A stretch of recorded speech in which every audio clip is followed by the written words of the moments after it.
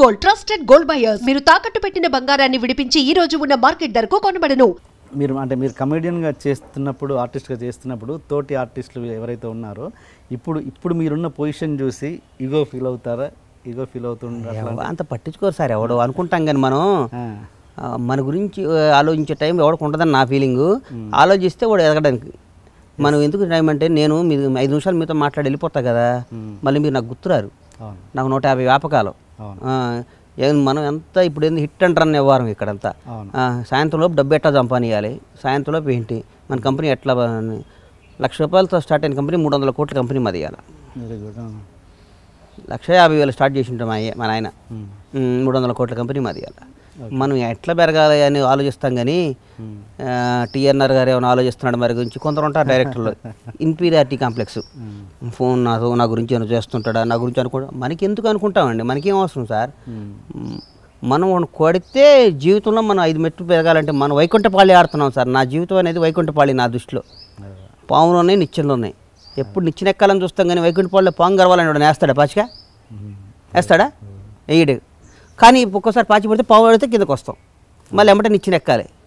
అంతేగాని పాము గారు సిద్ధం పాచికేయకపోతే ఎడెక్తా, అది జీవితం. మరి ఇంత 300 కోట్ల టర్న్ ఓవర్ ఉన్న మీ కంపెనీ ఇంత పెట్టుకొని మీరు మళ్ళీ మీ బ్యాక్గ్రౌండ్ ఇంకెవరో వ్యక్తులు ఉన్నారని ఎందుకు వస్తుంటుంది? 100 మంది. ఇప్పుడు నాకు ఫ్రెండ్స్ ఎక్కువ సార్. నాకు అఖిలేష్ యాదవ్ సీఎం దగ్గర నుంచి నాకు ఫ్రెండ్స్. ఇప్పుడు నేను ఎలగడపాటి రాజగోపాల్, నా పెద్ద వాళ్ళంతా ఫ్రెండ్షిప్ చేస్తాను నేను. నాకు బొత్స గారితో అందరు రకరకాల ఫ్రెండ్స్. నాకు ఒకసారి ఏమైనా ఫ్రెండ్ అయ్యడం నేను ఆలోచిస్తాను, నా ఫ్రెండ్షిప్ చేసేవాడు పెద్ద ఆలోచిస్తాను. నాకు బ్యాక్గ్రౌండ్ ఉన్నాడు, ఫ్రంట్ రౌండ్ ఎవడో ఉంటాడు సార్. ఇక్కడ బ్యాక్గ్రౌండ్ ఉంటే పని జరగదు. ఇక్కడ ఎవడికి డబ్బులు ఇవ్వడు, అది వాస్తవం. అది వస్తుంటే నేను పట్టుకుని నిజమేనేమో అనుకొని ఒక విషయం చెప్తా. బొత్స బినామీ అని పేరులో వస్తే మా అమ్మ ఇచ్చింది ఇంట్లో ఒకసారి. ఆయన పీసీసీ ప్రెసిడెంట్ అప్పుడు ఉమ్మడి తెలుగు రాష్ట్రాల్లో. మా అమ్మ ఇంట్లో ఏడ్చింది, ఏందిరా ఇది అని. ఆ రోజు చెప్పి ఈ రోజు నుంచి బొత్సగా దగ్గరికి వెళ్ళనమ్మా అని చెప్పా. ఎప్పటి సంగతి ఉండదు? ఆయన పీసీసీ ప్రెసిడెంట్ ఇప్పుడు 5-6 ఇయర్స్ బ్యాక్ నుంచి. అంటే మీ మొదటి సినిమా ఆంజనేయుల తర్వాత ఆ మధ్య అప్పుడు బొత్స బినా అందరూ అంటున్నారంటే వెళ్ళని చెప్పి వెళ్ళలేదు. ఆయన రాత్రే కలిసా, ఈ రాత్రి. అందుకని లేట్ అయింది. రాత్రి ఫోన్ చేశాడు నేను. అన్న ఎందుకు పిలిచాడంటే, వాళ్ళ అబ్బాయికి ఏదో పెళ్లి సంబంధాలు కుదిరినరా, గుర్తుపెట్టి 4 వచ్చినాయి, ఇందులో ఏది మంచి సెలెక్ట్ చేద్దామని పిలిచారా అన్నాడు. అది నా రిలేషన్. ఆఫ్టర్ 5 ఇయర్స్ నన్ను ఫోన్ చేసి, సందీప్ గారికి 4 పెళ్లి సంబంధాలు వచ్చినాయిరా, ఇందులో ఏది మంచిదో సెలెక్ట్ చేద్దాం నేను పిలిచారా అన్నాడు. అది మా క్యారెక్టర్. అది 5 ఏళ్ల తర్వాత నేను వెళ్ళిపోతే పిలిచి ఫోన్ చేసి ఇప్పుడు వెళ్తాం. మళ్ళా మనం నాకు ఇవాళ పెద్ద పొజిషనల్ లీడర్స్ అందరూ లేనప్పుడు నా ఇంటికి వచ్చి కూర్చునేవాళ్ళు. మేమందరం మాకు ఫ్రెండ్షిప్ చేస్తే బినామీ అవుతామంటే ప్రపంచంలో అందరూ బినామీలే సార్. మన సైజ్ చేశారా అబ్బాయిని? రేపు వస్తాలే అన్న అని చెప్పి అమ్మటే అట్లా చేస్తుంది. 4 సంబంధాలు చెప్పాడు. చూద్దాం రేపు వచ్చి ఎలా రేపు మాట్లాడదామని ఊరికి. మరి ఎందుకు ఇంత సక్సెస్ఫుల్గా రన్ అవుతున్నారు? మీకు ఫైనాన్షియల్ కూడా ఏం ప్రాబ్లం లేదు, మంచి కంపెనీస్ ఉన్నాయి. మరి ఎందుకు మళ్ళీ ఇంత గ్యాప్ వచ్చింది? గణేష్ గారు అనే పేరు ఈ మధ్యకాలం వినబడట్లేదు. వాస్తవంగా చెప్పాలంటే సార్, ముందు మాది టెంపర్ సినిమా అప్పుడు కానీ 12.5 lakhs పౌల్ట్రీ ఉండేది, 15 లక్షల కోళ్ళు ఉండేవి. ఒకేసారి 10 లక్షల ఫామ్ మొదలుపెట్టాం షాద్నగర్లోనే. నేను లేకపోతే మా అన్న వల్ల కావట్లేదు. ముందు ఫ్యామిలీని సెట్ చేద్దామని అటు వెళ్ళి మొత్తం 25 lakhs కంప్లీట్ చేసి, ఈలోపు యూపీలో పాపం అఖిలేష్ యాదవ్ గారు 100 acres ల్యాండ్ ఇవ్వడం జరిగింది గవర్నమెంట్ తరఫున. అక్కడ కూడా మొదలు పెడదామని అనుకొని మొత్తం స్టార్ట్ చేసి వద్దాం అనుకున్నా. కానీ ఈ 2 years తర్వాత కూడా సినిమాలు దిగిపోతే ఏదో వెళ్తే నాకు అమ్మ ఏదో మిస్ అవుతున్నారా ఎయిర్పోర్ట్లో కనపడ్డా, ఆళ్ళు కనపడ్డా, సినిమాలు తీయండి సార్ అని. ఏ నిర్మాతకు ఉండదేమో నా అంత క్రేజ్ పాపం. తీయండి అంటే అనిపించింది. మొన్న ఒక 3-4 days బ్యాక్ మా బాస్ దగ్గరికి వెళ్ళి, బాబు సినిమాలు తీస్తాం మళ్ళీ అంటే, తీరా అది అని చెప్పి అనుకున్నాం, మొదలుపెట్టాను. ఇక బాగా సినిమాలు తీస్తూనే ఉంటాయి. ఇప్పుడు ఏమన్నా ట్వీట్ పెట్టారు, అది హల్చల్ అయిపోయింది. Boss is Ganesh Bandla is back with boss అని. ఏంటి మరి ఎప్పుడు చేస్తున్నారా ఏంటి? ఆయనతో సినిమా చేయవసరం లేదు సార్, ఆయన పక్కన ఉంటే చాలు. సూర్యుడు రేసు పెడితే చాలు అన్నట్టు ఆయనతో సూర్యుడి దగ్గరికి వెళ్ళటం ఎందుకు? ఆ రేసు పెడితే చాలుగా వెలుగు ఇంత అక్కడెక్కడో ఉన్న సూర్యుడు వెలుగు పడుతుంటే మనకి కాలుతుంది. అట్లా అంటాడు సూర్యుడు లాంటితో ఆయన రేసు చాలు నాకు అని ఆలోచిస్తా. వెళ్ళిపోయాక ఆయనతో 2 సినిమాలు చేసాక అవకాశం వస్తుంది, మళ్ళీ చేస్తా, తప్పకుండా చేస్తా. 2 ప్రొడక్షన్స్ కలిపి ఒక సినిమా చేస్తున్నారని తెలిసి చేస్తా. ఇప్పుడు చిన్న సినిమాలు చేస్తున్నాం. Pawan Kalyan creative works and Parameshwara productions కలిపి చేస్తాం. అంటే చిన్న సినిమా ఏదో చిన్నయే అన్ని సినిమాలు చేస్తాం. ఏ సినిమా చేసినా నా banner Pawan Kalyan creative works and Parameshwara productions కొన్ని సినిమాలు చేద్దాం అనుకున్నాం, మొదలు పెడతాం. Okay okay. ఆర్టిస్ట్గా మీరు గణేష్, ప్రొడ్యూసర్గా బండ్ల గణేష్ అంతేనండి? అప్పుడు బండ్ల గణేష్ ఉందా? అప్పుడు గణేష్ బాబు, అసలు పేరు గణేష్ బాబు. తీన్మార్కు కూడా అంజలికి కూడా గణేష్ బాబు అనే పెడుతుంది. ఎవరో మీలాంటి ఒక ఫ్రెండ్ ఒక ఆయన గణేష్ బాబు కాదని అక్కడ చూపించి బండ్ల గణేష్ అని మార్చుకోరా అని చెప్పారు. బండ్ల గణేష్ అని మార్చా. మా ఇంటి పేరు బండ్ల గణేష్ అని పెట్టి. సో ప్రొడ్యూసర్ అయిన దగ్గర నుంచి అసలు పేరు బండ్ల గణేష్ బాబు, బాబుని తీసి బండ్ల గణేష్ అని పెట్టి. Okay okay okay. మీరు ఆర్టిస్ట్గా అప్పుడు ఒక హీరోకి ఒకటి చేశారు నాకు చేసి ఒక సెక్స్ సినిమా జయలలిత ఏంటో పేరండి? సీనా ప్లీజ్ ఆంటీ ఏదో ఉంది. ప్లీజ్ చెయ్యని పని లేదు సార్. మనం దొంగతనం 2 కథం పనులు అని చేసాం. మీరు ఇంకా అసలు టాపిక్ వద్దాం. అసలు పవన్ కళ్యాణ్ అంటే మీకు ఎందుకు అంత పిచ్చి? అసలు ఎందుకు అంటే ఎంతోమంది హీరోలు ఉండగా మీకు పవన్ కళ్యాణ్ అంటేనే ఎందుకు అంత పిచ్చి? అంటే మీకు కేవలం మీకు సినిమా ఇచ్చాడేనా లేకపోతే ఇంకా వేరే కారణం? ఎంతోమంది మగాళ్ళు ఉండగా మన నానంటే మనకి ఎందుకు అభిమానం? ఓకే చెప్పండి అన్నారు గారు, మేము మిమ్మల్ని క్వశ్చన్ ఇచ్చాం. ఓకే. సో దేశంలో 100 మంది మగాళ్ళు ఉన్నారు, బాబాయిలు, పెద్దనాళ్ళు, చుట్టాలు, అన్నయ్యలు అందరూ ఉన్నారు. కానీ తండ్రి అంటే ఒక ప్రత్యేక అభిమానం ఎందుకుంటుంది? ఎందుకుంటుంది సార్? దేవుడు లాంటి ఒక మన జన్మనిచ్చినాడు కదా, జన్మనిచ్చాడు కాబట్టి. ఓకే. అలాగే పవన్ కళ్యాణ్ అంటే కూడా నాకు అంత అభిమానం. మా నాన్న నాకు ఎట్లా జన్మించాడు, నాకు నిలబడి నన్ను నిర్మాతం చేశాడు.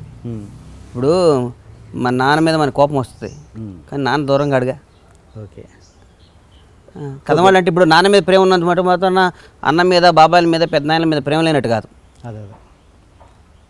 అది ఓకే. మీ పాయింట్ ఆఫ్ వ్యూలో అది. బట్ ఆయన పాయింట్ ఆఫ్ వ్యూలో ఆలోచిస్తే ఒక సినిమా బండ్ల గణేష్కి ఎందుకు ఇవ్వాలి, ఆయన ఎందుకు ఇచ్చాడు అంటే ఆ రిలేషన్ ఏంటి? మీకు ఇచ్చాడు కాబట్టి అభిమానం ఉంది మీకు. ఓకే. ఒక మాట చెప్తా సార్, పవన్ కళ్యాణ్ అనే ఆయన ఒక అతీతమైన శక్తి. అది ఓకే. మళ్ళా చెప్పను, 100 సార్లు చెప్పాను. ఆయన ఎవరిని అవతలాడు స్ట్రాటజీ చూసి, అవతలాడి స్థాయి చూసి ఆడితో బిహేవ్ చేయడు. ఓకే. అవతలాడి క్యారెక్టర్ చూసి వాడు ఏంటని, వాడి దగ్గర టాలెంట్ ఉందా లేదని చూసి నిమిషంలో స్కాన్ చేస్తాడు. ఓకే. ఊరికాడు బాగా డబ్బు ఉన్నాడా, డబ్బు లేనాడా, అదేంటి అయ్యి అని అట్లా ఉంటుంది ఆయన దగ్గర. కేవలం నాకు నిర్మాత చేసి నన్ను కొమరంపుల్ షూటింగ్లో పిలిచేదాకా నాకు నిర్మాత చేస్తాడు నాకు తెలియదు. పిలిచి నెక్స్ట్ సినిమా చేస్తానని చెప్పాడు. అంటే ఓకే, నేను అనేది స్థాయిని పట్టించుకోకుండా మెదులుతారన్న విషయం ఒప్పుకుంటాం. కానీ నేను అనేది ఏంటంటే అసలు మీకు ఆయనకు రిలేషన్ ఎక్కడ ఏర్పడ్డది అంత స్ట్రాంగ్గా, ఎందుకు ఏంటంటే?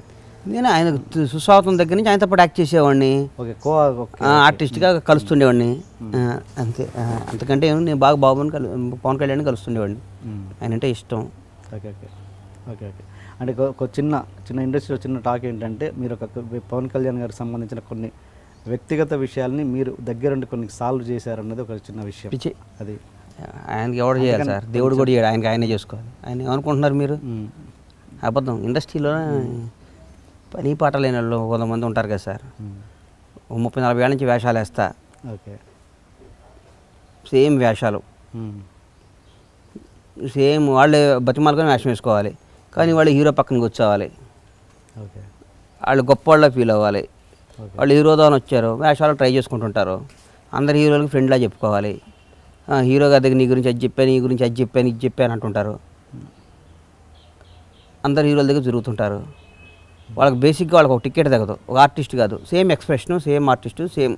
వాళ్ళకి రోజు 30-40 వేలు వేషానికి వేయాలి. వాళ్ళకున్న అడ్వాంటేజ్ ఏంటంటే హీరో షూటింగ్లో పక్కన కూర్చోబెట్టుకొని మాట్లాడుతుంటాడు, లేకపోతే వాళ్ళతో పాటు భోజనం చేసేస్తుంటాడు. హీరో ఫ్రెండ్ అని ఫీల్ అవుతూ. ఓకే. ఇట్లా పని పాట లేని వాళ్ళు ఉంటారు. కొంచెం 30-40 ఏళ్ళ నుంచి అదే వేషాలు వేస్తుంటారు. ఇప్పుడు కూడా వేషాలు అడుక్కోవటం, ఫోన్ చేసి నాకు వేషం ఏమో, నాకు వేషం ఏమని. కానీ వాళ్ళకి వేషం ఇచ్చినాక వాళ్ళ మేనేజర్ వస్తాడు. ఇచ్చేదాకేమో వాళ్ళు హీరోల దగ్గర, డైరెక్టర్ల దగ్గర కాకపడతారు. ఇచ్చే ప్రొడ్యూసర్ దగ్గర వాళ్ళు వస్తారు. ఓకే.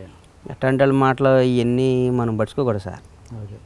కానీ మీరు అదే ఓకే, ఇప్పుడు మీరు అన్నారు ఆర్టిస్టులు అలా ఉంటారని. కొంతమంది ఆర్టిస్టులకి హీరోలకి మధ్యలో బండ్ల గణేష్ ఫిట్టింగ్ పెడతాడు అన్నది కొంతమంది చూశాను నేను. మీ టీఎన్ఆర్ దాంట్లో ఒక ఆర్టిస్ట్ చెప్తుంటే జాలేసింది నాకు.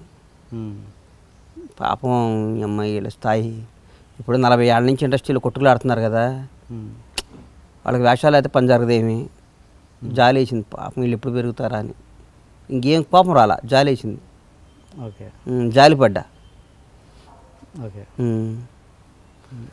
హీరోల మధ్యన ఫిట్టింగ్ పెడితే హీరోలు ఫిట్టింగ్ పెట్టించుకునే స్థాయి హీరోలది కాదు సార్. ఓకే హీరోలు అనేవాళ్ళు చాలా మేధావులు, వాళ్ళు దేశముద్రులాడు. ఒక హీరో ఒక సినిమా సెలెక్ట్ చేసుకోవాలంటే హిట్ ఫ్లాప్ అని కథని ఒక సినిమా జడ్జి చేసి కథ పట్టాలు ఎక్కిస్తాడంటే అమాయకుడు కదా హీరో. ఏ హీరో అయినా ఎంత స్కాన్ వేస్తాడు సార్, ఎంత స్కెచ్ వేస్తాడు సార్. స్కెచ్ చేయని హీరో వేయనట్టే ఉంటాడు, యా వేసుకున్నట్టే ఉంటాడు. చరిత్ర లేని వాళ్ళు చరిత్రలోకి వచ్చిన వాళ్ళు ఎంతమంది ఉన్నారు, చరిత్ర ఉన్న ఫ్యామిలీ నుంచి వచ్చి చరిత్ర లేకుండా పోయిన వాళ్ళు ఎంతమంది ఉన్నారు మీరు ఆలోచించుకోండి. టీఎన్ఆర్ గారు, రవితేజకి ఏం చరిత్ర ఉంది? రవితేజకి ఏం చరిత్ర ఉందా? రవితేజతో పాటు వచ్చిన వాళ్ళు ఇవాళ కూడా వేషాలు అడుక్కుంటున్నారు.